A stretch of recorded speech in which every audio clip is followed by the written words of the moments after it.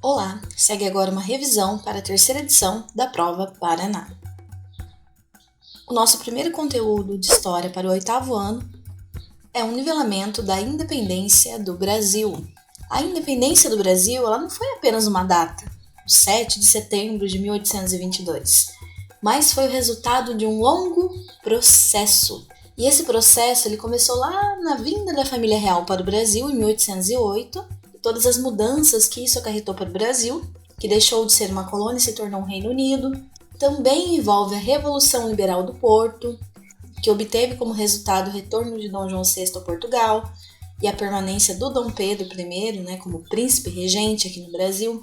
Todas as exigências das cortes portuguesas para que Dom Pedro retornasse também para Portugal, ele afirmando, no dia 9 de janeiro de 1822, o famoso Dia do Fico, que permaneceria, após um manifesto com 8.000 assinaturas pedindo que ele ficasse no Brasil, então ele concorda em ficar. Também houve o Cumpra-se, que data de 4 de maio de 1822, onde qualquer ordem vinda de Portugal só seria obedecida com a autorização do regente, com a autorização do Dom Pedro. As cortes de Portugal, então, elas vão enviar um documento que ameaçava o envio de tropas para o Brasil para trazer o príncipe regente à força de volta para Portugal. Então, quando esse documento chega, o Brasil ele estava sendo regido pela princesa Leopoldina. Ela, então, estava como regente do Brasil, pois Dom Pedro I havia ido em uma viagem no interior de São Paulo para conter ali uma revolta. Ela convocou o Conselho de Estado, convocou os ministros e eles decidem, então,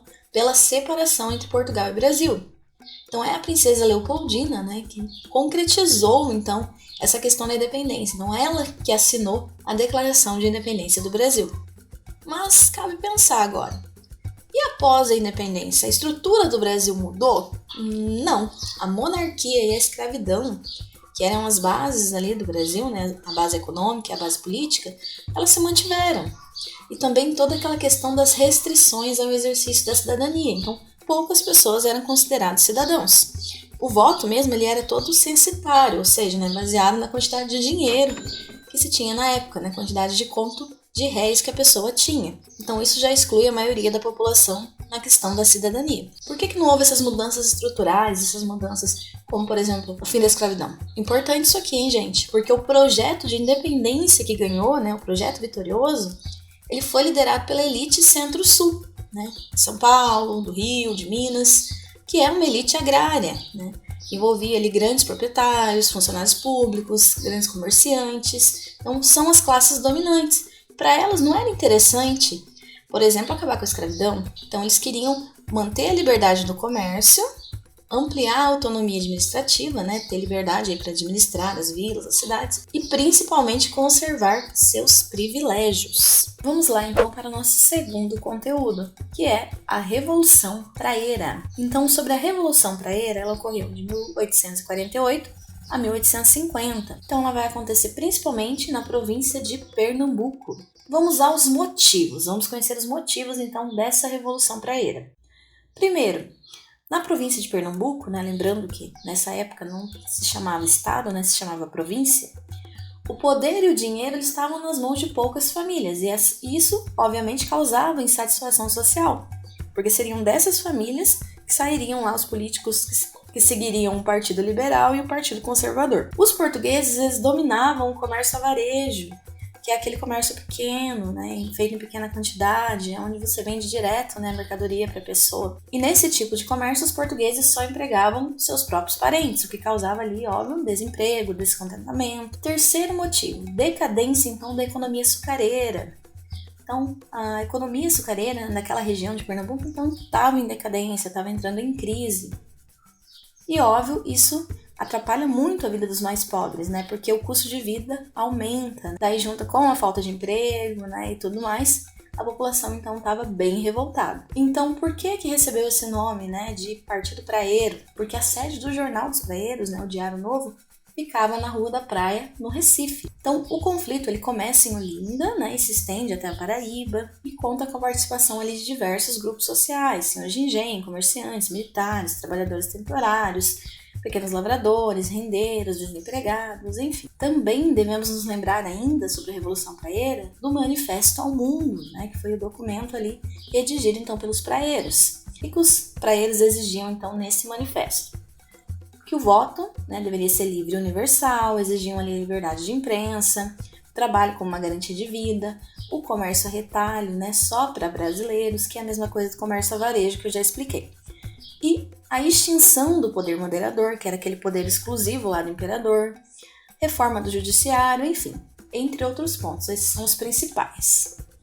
Então, no finalzinho, os praeiros então são conquistados, né, são derrotados pelas forças do Império. Nosso terceiro conteúdo trata então da imigração e do sistema de parcerias. Então, com a proibição da compra de africanos, né, escravizados, que é com a lei lá Eusébio de Queiroz, de 1850, os fazendeiros de café lá do Oeste Paulista, eles vão passar então a promover, né, investir na entrada de imigrantes europeus para o Brasil. Mas por que esses imigrantes europeus aceitavam vir aqui para o Brasil? Então eles aceitavam porque a grande maioria era pobre, né? Eles estavam lá fugindo das guerras, da carência, né? Ou seja, da falta de terras cultiváveis, né, para a agricultura.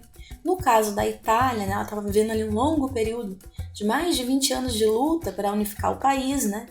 Então a população pobre, a população rural, estava ali com várias dificuldades para sobreviver. Então era interessante essa vinda aqui para o Brasil. Então, né, eles vieram para um país onde o clima era bom, né, as terras eram boas.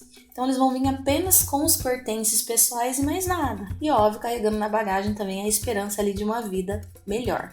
Então, enquanto os italianos, né, eles foram destinados para trabalhar nos cafezais, os portugueses, os espanhóis, eles foram principalmente para as grandes cidades, que na época eram Rio de Janeiro, São Paulo, Salvador. Na região sul, então, o governo de Dom Pedro II ele vai oferecer lotes de terra para esses imigrantes plantarem. Então, vai chegar imigrantes italianos, alemães, eslavos, poloneses, russos, ucranianos, holandeses, enfim. Então, o sul aí é composto por essa pluralidade étnica. Então, o sistema adotado era o sistema de parceria, com relação aí, por exemplo, a esses italianos, né, que vieram para cá para o Brasil. Então, cada família era responsável ali por um certo número de pés de café, por uma roça de subsistência, né? Ou seja, uma roça ali das coisas que eles precisavam para sobreviver, dos alimentos que eles precisavam ali. E o lucro obtido com a colheita era repartido ali entre o imigrante e o dono da fazenda. Claro que tem que tomar cuidado, porque tudo que o imigrante comprava era vendido na venda e ficava, né, na fazenda. Então isso depois no final era descontado, então não era bem ali divididinho, repartido esse lucro não. Quarto conteúdo, a Lei de Terras e a Lei Eusébio de Queiroz. Em 1850, então, o governo do Dom Pedro II ele vai aprovar a Lei de Terras, né, uma lei de 1850. O que essa lei dizia? Que um indivíduo, né, uma pessoa, ele só podia se tornar dono de uma terra se ele comprasse, né, se ele tivesse documento de compra daquela terra. Então a doação, a posse, né, ficavam ali proibidas. Se apossar de um lugar, se apossar ali de uma terra sem ter o documento de compra, isso era extremamente proibido. Então essa lei de terras, ela vai manter a hierarquia social. O que é isso? Ex-escravizados, imigrantes, os mais pobres, todos eles vão estar excluídos do acesso à terra. Então eles não vão conseguir ter acesso à terra. Por quê? Porque era cara, né? Os preços eram muito caros. Então, se eu não tenho acesso à terra, o que me sobra é trabalhar nessa terra, né? Então, para mim sobreviver, eu vou ter que vender minha força de trabalho, né? Ou seja, trabalhar ali para os grandes proprietários de terra, para os grandes comerciantes, porque eu não tenho condição de comprar, então, minha terra. Lei Eusébio de Queiroz, sob forte pressão dos ingleses para acabar com o tráfico de escravos, o governo de Dom Pedro II ele vai aprovar em 1850 também essa lei, a Lei Eusébio de Queiroz, que é a lei então que proíbe definitivamente a entrada de escravizados no Brasil. Só que tem um porém, essa entrada de pessoas escravizadas no Brasil, ela vai ser dificultada, ela está proibida. Só que vai aumentar o comércio interno, ou seja, o tráfico interno entre as províncias. Temos também que nos lembrar da teoria do branqueamento, né? Tem aqui uma imagem ali que ilustra bem isso. Então, óbvio, o racismo estava presente entre a elite da época, né? A elite ali do século XIX. E esse racismo, né, a base dele eram as teorias europeias que vão afirmar que para a população brasileira, né, evoluir, ter progresso e tudo mais, teria que haver então um branqueamento da população, porque os negros, os mestiços, eles eram vistos como raças inferiores. e os brancos como uma raça superior, né? Então só o branco levaria o Brasil então a se tornar uma grande civilização e E muitos membros da elite acreditavam nessas teorias e por isso então defendiam a entrada lá dos imigrantes europeus, né? Os imigrantes brancos. Quinto e último conteúdo, os principais abolicionistas. Então o que é o abolicionismo? Ele foi um movimento, né, pelo fim da escravidão. Só que esse abolicionismo ele ganha força principalmente a partir de 1870, com o fim lá da Guerra do Paraguai. A gente tem que lembrar que essa guerra contou com a participação de muitos escravos. Fez com que vários oficiais também, né, que lutaram com esses escravos, pedissem também agora o fim da escravidão. Né? Então a Guerra do Paraguai ela muda um pouquinho, né? Ela traz essa força aí para o movimento abolicionista. Então esse movimento ele vai reunir pessoas de diferentes grupos da sociedade, né? Então, entre 1868 e 1871, vai surgir, por exemplo, 25 associações que vão começar a defender a abolição da escravidão no Brasil. Então, como esse movimento abolicionista ele atuava? De duas formas, de maneira legal e de maneira ilegal. Então, como era essa atuação legal? Defendendo os escravos nos tribunais, publicando artigos, charges, fazendo passeatas, fazendo comícios, distribuindo panfletos, tá? Então, essa atuação legal é uma atuação pacífica. Já as ações ilegais são aquelas lá que basicamente desobedeciam a lei. Por exemplo, incentivavam fuga de escravos, davam abrigo para os escravos que haviam fugido, roubavam os escravos e depois levavam eles para um local seguro e os libertavam. Então tudo isso era meio que contra a lei na época. E para encerrar, vamos ver então os principais líderes, né? Esses líderes abolicionistas. A gente tem o Joaquim Nabuco, que tentou conquistar o apoio, né, de abolicionistas europeus, e para ele então deveria se realizar no Brasil, após a abolição, uma reforma agrária. Temos também o André Rebouças, engenheiro, né? Foi tesoureiro ali também da Confederação Abolicionista. Temos o José do Patrocínio, que era jornalista, que chegou até a redigir o manifesto da Confederação Abolicionista, né, na qual o André Rebouças ele fazia parte. E temos o Luiz Gama, né, que era um negro vendido como escravo pelo pai. Né, e após conquistar sua liberdade, ele vai se tornar também jornalista e um rábula, né, que é uma espécie de advogado sem formação.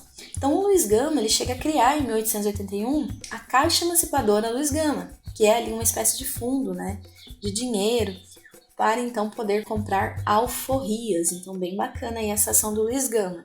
Então pessoal, essa foi a nossa revisão. Estudem, foquem e eu tenho certeza que vocês irão muito bem nessa prova. E é isso. Tchau, tchau!